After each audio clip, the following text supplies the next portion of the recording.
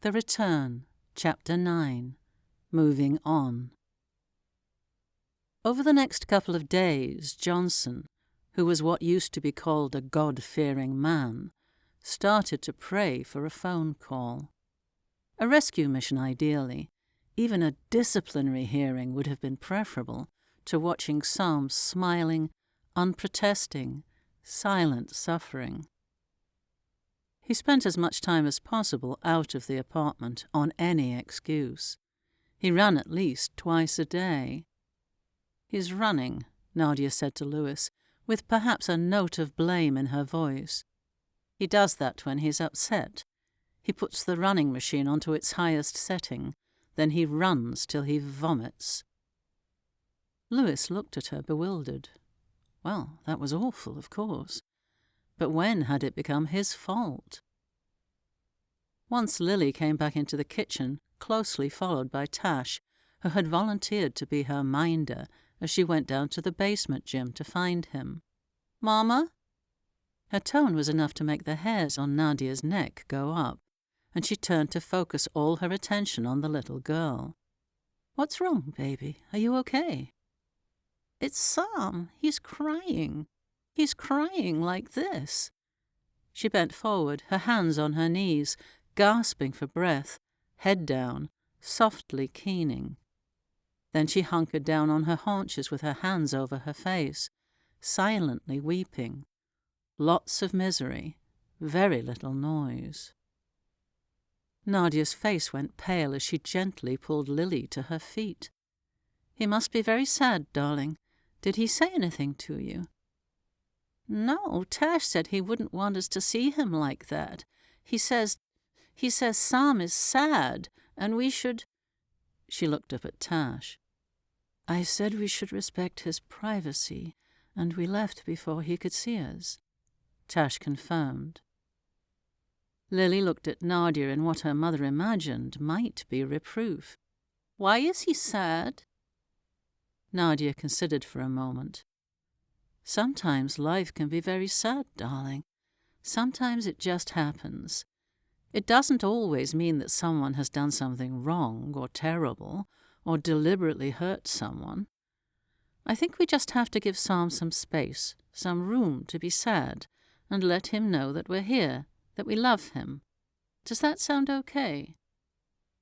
Lily looked doubtful. "I guess," she said grudgingly. The hive mind that was Nicky and Tash saw it more simply.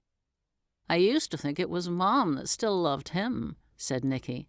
"Now I think it's him that still loves her." He wasn't sure how he felt about that. He could see that Saam did nothing to get in Louis's way, and looking back, he could see that he never had. Not while he had been watching. And he had been watching. After a little effort, he and Tash managed to Google the reports of the day his mother, his birth mother, had died. They found the CCTV of the event posted by a news organization whose main interest at the time was the involvement of the ET. It was silent, black and white, but fairly clear considering its time. Less than 2 minutes of tape. They were shopping, a grocery store, chatting, laughing together like friends. A younger, leaner Saam with a lot less hair, and Nicky's mother, slim and dark and full of life, teasing him about something, making him laugh. Then Saam heard something. His head went up, he looked to the front of the store, and he moved, very fast. He put himself between Anna, her name had been Anna, and the unseen threat, swinging her round, pulling her tightly into his shadow. Turned his unprotected back on what they now knew was a man with a semi-automatic rifle, already firing. He went down in less than 2 seconds, first to his knees, where he struggled for a moment, before slumping with his back against the cereal display, still trying to cover Anna, pulling her down with him. His hand, trying to support himself on boxes of puffed wheat, left a streak of blood as he collapsed. The firing stopped. There was a lot of blood. Anna was alive and talking, but obviously badly hurt. He pulled her to him with his one good arm, propped her against him. He wrapped his arms around her, tugged off her scarf, bundled it to press it against the wound in her chest, talking softly as he worked to try to stop the bleeding, talking calmly to her, reassuring her, smiling, lying to her. Her breath was laboured, but she was smiling back, even laughing. Then her head dropped softly against his chest, and she stopped moving. He was quiet at first, just frozen, opened his mouth to speak, then shut it again. He pushed back his hoodie, ran a hand across his forehead, leaving it and his hair streaked with blood. Started whimpering. It was not hard to read what he was saying. No, no, please, no, no, no, no. Then he dropped his head back, and an animal howl of anguish ripped its way out of him. He wept bereft, cuddling the dead Anna, until 2 armed policemen moved into the frame, and the video ended. It is possibly true that Saam was a little testier than before, just a little. When Otaku yet again started a class by raising his biro, gripped in his fist point upwards, and saying happily, "Be warned, I am armed," Saam had a sense of humour failure. Actually, you're not. He gently tapped the back of Otaku's hand, folded his fingers in the universal "bring it on" gesture. Use it. Attack me with it. Otaku froze, rabbit in the headlights. Come on, I won't hurt you. His voice was gentler, the way a cat would speak if he could. One moment, please. Otaku moved to maneuver the pen, trying to figure out how to use it. The pointed end seemed to be in the wrong place. Saam sighed and flicked the back of Otaku's hand with his fingertips, hard. Ow! Otaku dropped the pen, and Saam caught it. You're okay, you're not hurt. Otaku vigorously rubbed the nerve point that Saam had targeted, and seemed unconvinced. Itai desu. It hurts. It does hurt. But you're not damaged. You said you would not hurt me. Saam considered a moment, calmly. I'm sorry, I misspoke. I meant I would not damage you. Otaku was appalled. Clearly this was the barbaric way fighters were trained on the vengeance. Saam turned the pen the other way up, held it with the point downward. He raised his fist with the pen now clearly a weapon to strike down with. Then he turned and let his arm fall, swinging behind him within a centimetre of Otaku's thigh, less than a hand's breadth from his balls.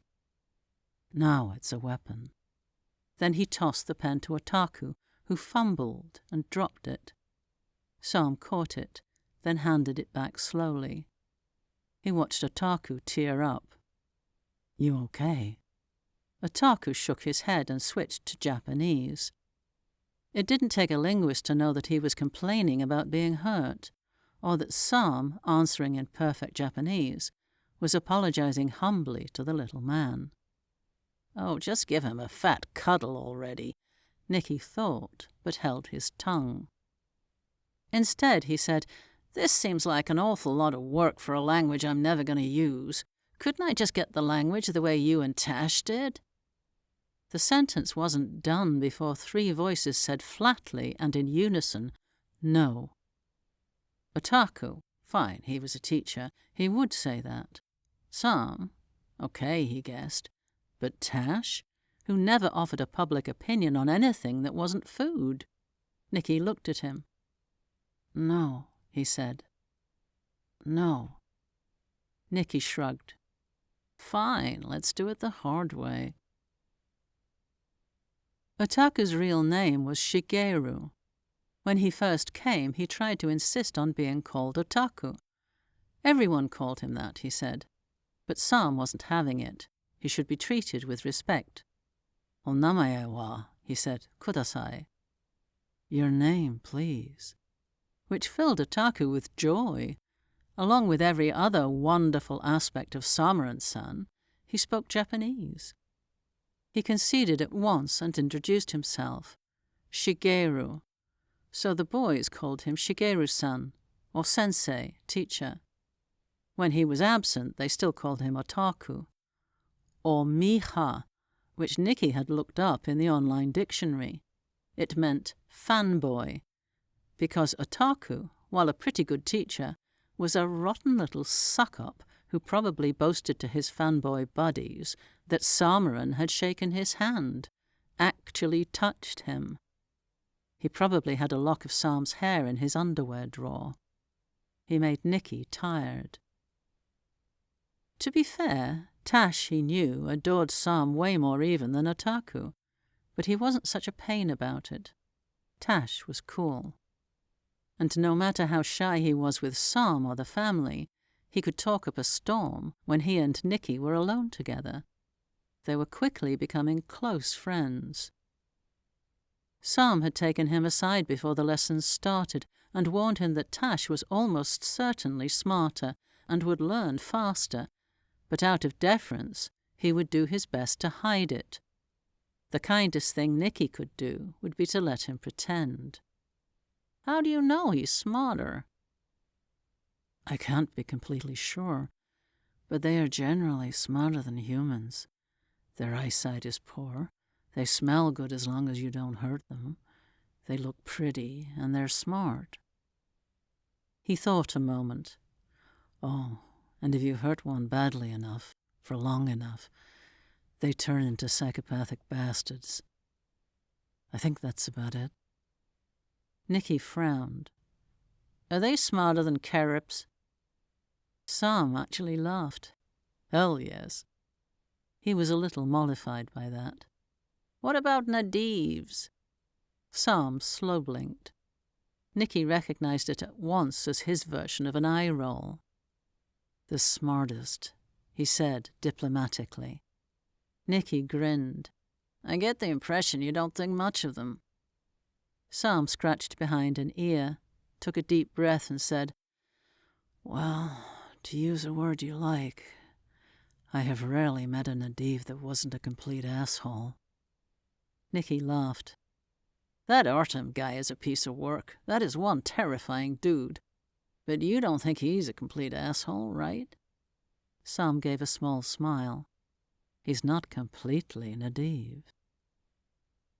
Saam finally used the phone number for the young blonde police officer. She invited him to her home, and they spent a happy drunken evening together on her couch. After a lot of kissing, he picked her up to carry her to the bedroom, which made them both laugh because he didn't know where it was, but went unexpectedly quiet, stopped, put her down gently, kissed her nose. He smiled sadly at her. "You're really beautiful," he started. She shook her head. "But you're in love with someone else. It's written all over you." Saam tilted his head, impressed. She kissed him sweetly. "It's okay. I had a fabulous evening anyway." As he left, she touched his hand.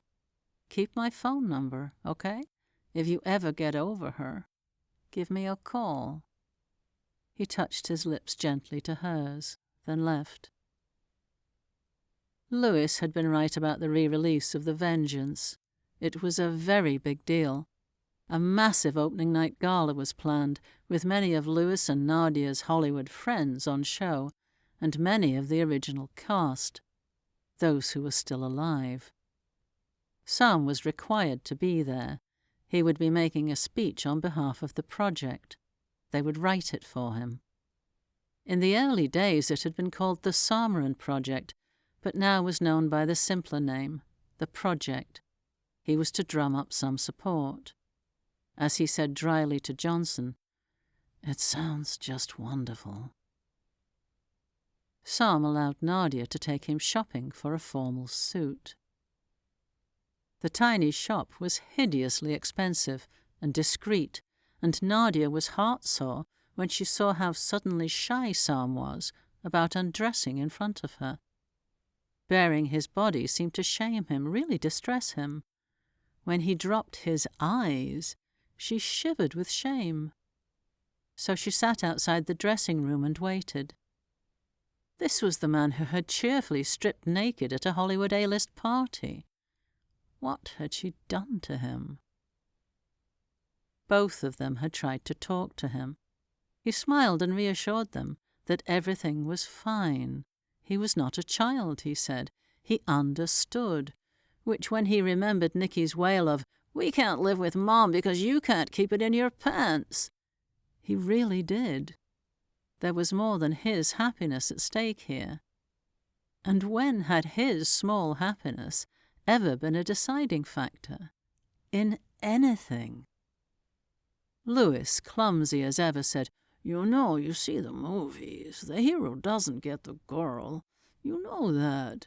If he does, the movie ends because he can't be the hero anymore. It's always the stupid, ugly sidekick, the funny one, who gets the girl."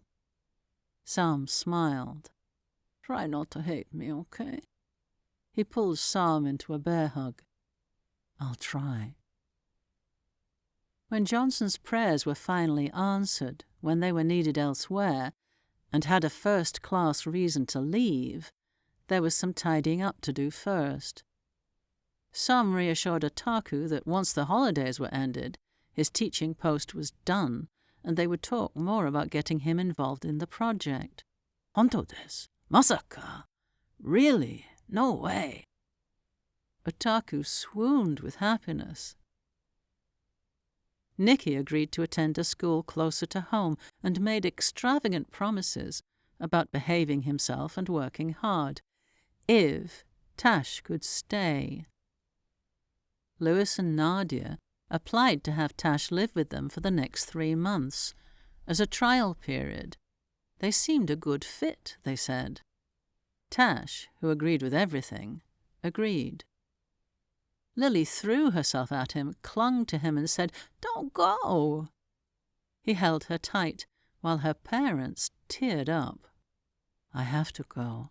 I have work to do. But I'll miss you, I promise you." "Yeah, said Louis. "Someone has to go and be the—" He shut up when Nadia gave him the death glare. He shrugged. What? He didn't mean anything by it. Both Tash and Nicky hugged him. Nicky said quietly, "Thanks for trying to save my mom." And Saam nodded. The shame that welled up in him made him silent. Tried. Failed. Tash just hugged him like his heart was breaking and said nothing. He was slow to release him. Eventually, gently, Saam peeled him off and patted his shoulder. "I'll see you again, okay?" He returned Louis's bear hug without any reserve. Perhaps the man was an idiot. Perhaps he didn't deserve Nadia. But they were friends. Was it really so surprising that he would want Nadia back? Had he ever said anything to let him think otherwise? When Nadia hugged him, it was a little different. She, knowing she would not see him for at least a month, indeed, who knew, might not ever see him again, tried to give him the deeply fond hug he had received when he first arrived, that he had tried to get from her that night when everything had turned to shit. Saam let her hug him. He held her lightly, but did not really return the embrace. No nuzzling, no fierce hugging, no drawing on her warmth the way he had held her when he brought Tash to her. She felt the difference. He saw it in her face as he let her go, allowed her to move away from him without the slightest resistance. She was a little hurt. A tiny part of his heart revelled in it. Was that petty, ungenerous, vengeful? If it were revenge, it was such a small one. He made his final farewells and left, with Johnson breathing a huge sigh of relief. He didn't care where they went, what shithole they were going to, as long as they got out of here, as long as he could stop seeing that awful, people-pleasing, wretched smile on Saam's face. Great, he thought. Let's go kill somebody.